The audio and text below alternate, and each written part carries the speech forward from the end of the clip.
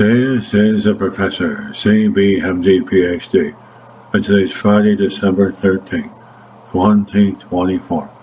It is 9:19 and 13 seconds, p.m. Eastern Standard Time, and today's research, UFO reports.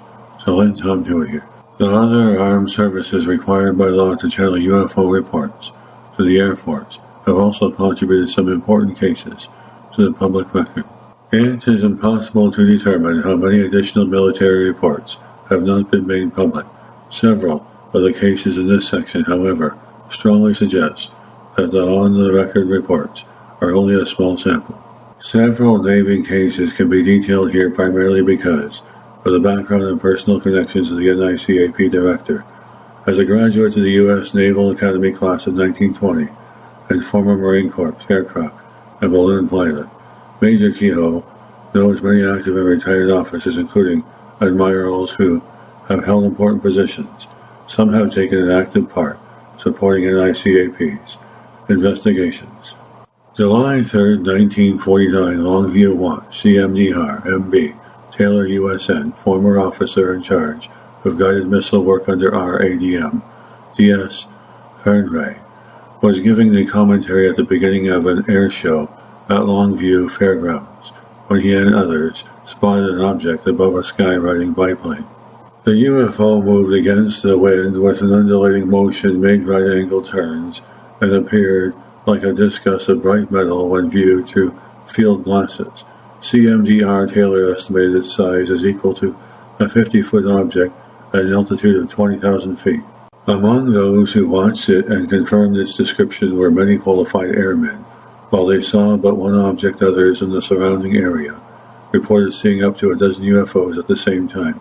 CMDR Taylor concluded the sighting was definitely of some flying object unlike anything then or even presently 1957 known.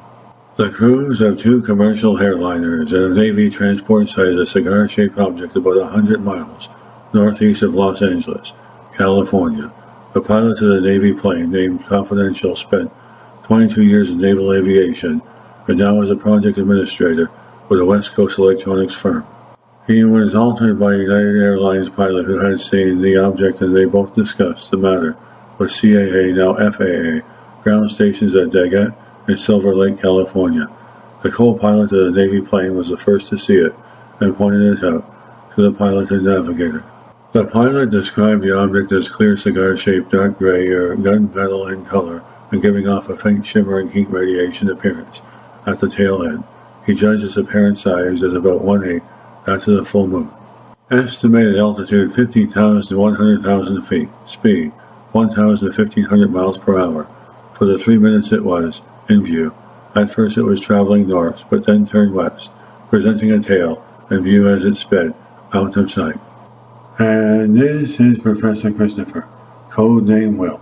Leader of research scientist, ufologist, computer technician, computer programmer, philanthropist, writer, mathematician, artist, photographer, film producer, chef, animal, and nature lover, passion, world peace. And this video was created for educational purposes only. Hope you enjoyed listening. Until next time, have a great day. This is the Professor, CBMD PhD, and today's